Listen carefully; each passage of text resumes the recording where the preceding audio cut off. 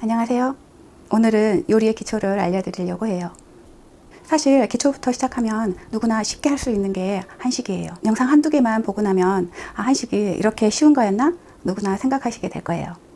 정말 꼭 알아야 할 것만 알려드릴게요. 첫째는 계량하기예요.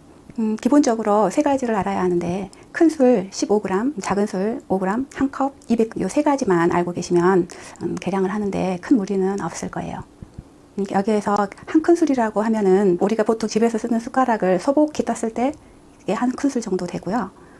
숟가락을 소복히 떴을 때 작은 큰술 하나가 돼요. 한 컵은 보통 200g을 얘기하는데 평평하게 깎아서 쓰는 것을 기본으로 해요. 계량컵이 없는 경우에는 종이컵이 가장 한 컵에 가까워요. 저 경우에는 양념이 되지 않은 재료 100g을 간장 한 큰술을 넣는 걸로 기준을 삼고 있어요. 이게 딱 맞다는 건 아니고요. 대략적인 게 모르면 어림잡을 수가 없잖아요. 그때그때 계량하기는 좀 불편하죠. 저는 주재료보다 부재료를 많이 넣고 간이 짠 것을 좋아하지 않는다는 것을 감안하시고 생각하시면 될 거예요. 그렇다면 한식에서 가장 많이 등장하는 4, 5cm는 어느 정도일까요? 그냥 30cm 차를 가져오시나요? 그렇진 않죠. 보통 대충 어림잡아서 하시는데요. 저 방법은 아주 간단해요.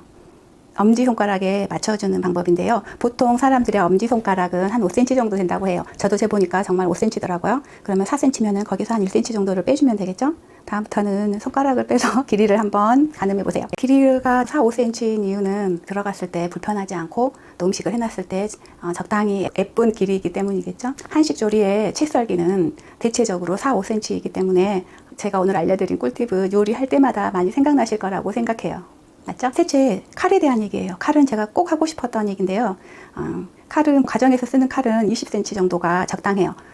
어떤 분들은 가벼운 것을 선호하시지만 저는 이게 쓰기에 좋더라고요. 보통 잡는 위치는 어디를 많이 잡으시나요? 칼 자루를 많이 잡으시는데 기본은 칼 자루의 중간 부분을 잡는 게 기본이에요. 그리고 칼을 사용하실 때 가장 꿀팁은 어깨에 힘을 빼시는 거예요. 보통 초보분들이 어깨에 힘을 주시고 오늘 일을 너무 많이 해서 어깨가 아파 이러시는데 어깨에 힘을 빼고 칼질을 하셔야 훨씬 칼을 움직이기가 쉽고 편해지신 걸 느끼실 거예요. 제가 전문가가 아니기 때문에 칼을 몇십만 원짜리를 쓰지는 않는데요. 2만 원, 4만 원, 만 원 이런 칼들을 쓰는데 어떤 칼을 써도 결국은 칼이 무뎌져요. 정말 요리를 하다가 화딱지가 날 때가 많죠. 보통 이런 것들을 쓰시기도 하고 또 이런 것들을 쓰시기도 하고 이것도 있고 짜잔 숫달도 있죠. 이거는 제가 결혼 초에 많이 사용했던 거고요. 그 다음에 산 게 이제 이거예요. 어떻게 사용하시는지 아시죠? 이거는 몇천 원 안 주고 샀던 것 같아요. 이것도 생각보다 잘 들어요. 그리고 제가 바쁠 때 사용하는 비장의 무기. 웬만한 숫돌 못지 않아요. 뒤에 여기가 이렇게 하고 나면 색감이 졌다가도 설거지 하면은 다시 깨끗해지니까 그건 걱정하지 않으셔도 되고요. 바쁠 때 사기그릇 뒷면을 활용해 보세요. 채에 대해서 마지막으로 알려드릴 거예요. 채를 잘 써는 분들을 보면 앞을 보고 채를 굉장히 잘 써시죠. 저도 그건 기본이죠. 그 방법이 그렇게 어렵지 않아요. 내 손가락을 잘못하면 다칠 수 있는데 안 보고 채를 썰지는 않아요. 믿는 구석이 있는 거죠. 오므려서 이 두 번째 마디에 닿게.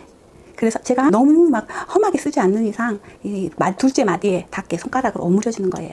그리고 또 더 간단한 방법, 이렇게 앞쪽에 축이 있다고 생각하고 움직이는 이 방법은 어떤 분이든지 하실 수 있을 것 같아요. 보통 보면 나는 칼을 못 써서 음식을 못해, 칼이 너무 무서워, 나는 칼질을 못해 이러시는데 요령을 몰라서일 가능성이 저는 높다고 생각해요. 한번 칼을 들고 한번 연습해 보세요. 어떤 분이든지 할 수 있어요. 앞쪽에 축을 두고 움직이고 축을 두고 움직일 때는 가족들이 예쁠 때 조용. 근데 가족들이 좀 미울 때 왜 나만 일 시켜? 이럴 때는 들고 탁탁탁탁탁탁탁 하는 거죠. 그리고 그 다음에 도마에 대한 얘기를 좀 드릴까 해요. 하나 정도는 있으실 거예요. 초보분들은 이걸로 좀 도마를 각자 나눠서 쓰는 습관을 좀 들이시는 것도 좋을 것 같아요. 도마가 특징이 다 있는데요. 플라스틱 도마는 예쁘고 위생적이기도 한데 좀 시끄러워요. 바닥에 바로 닿기 때문에. 그리고 나무 도마는 더 폭신폭신하게 들리고 좋은데 관리가 힘들어요. 이거는 나무니까. 또 바로 뜨거운 물을 부으면은 생선 냄새 같은 거 잘 가시지 않기 때문에 깨끗이 손질을 한 다음에 뜨거운 물을 부어서 냄새를 없애야 돼요. 냄새를 없애는 것도 식초 같은 거를 좀 써서 하지 않으면은 냄새가 배이게 되죠. 아주 지워지지 않으면 락스물을 살짝 풀어서도 하고, 저 같은 경우는 식초와 과탄산 소다를 많이 쓰기 때문에 거기에 저녁에 담가 놓으면 그 다음날은 깨끗해지더라고요. 오늘 영상 도움이 되셨나요? 너무 많은 얘기를 한 것 같아요. 앞으로 한 5, 6건 정도는 더 해야 될 것 같아요. 다음 시간에 또 좋은 영상으로 돌아오겠습니다.